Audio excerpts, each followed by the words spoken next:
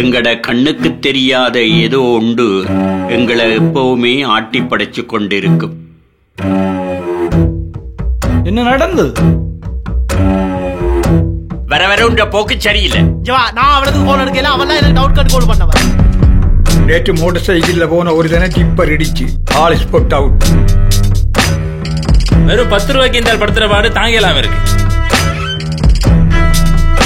நான் கடைசியா வட்டுவால் பிள்ளையாரோட பார்த்தேன். அதுக்கு பிறகு ஆள் இல்லை.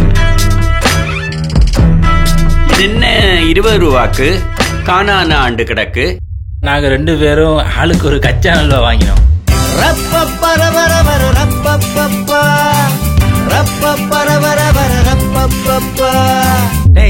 சின்ன பிள்ளைகள் மாதிரி கச்சா அல்வா கடி வர்றீங்க.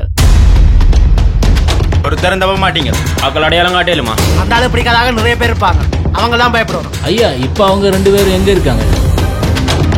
இனி சாக போறாள் பெரும்பாலும் அவனுக்கு வேண்டாத ஆளா தான் இருக்கும். இப்பவும் இந்த நம்பிக்கை எல்லாமே இருக்கா? இதுகளை எப்பவும் இங்கே இருக்குமாண்ணே. எனக்கு நல்லா வேணும். பிடிச்சதை விட கிடைச்ச விஷயங்கள் தான் எனக்கு முக்கியம். சிரிக்கிறத விட்டுட்டு உயிரை காப்பாத்துறதுக்கான வேலையை பார்ப்போம்.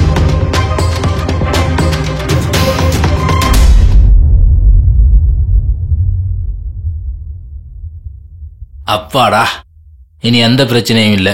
நாங்க தப்பிச்சிட்டோம்.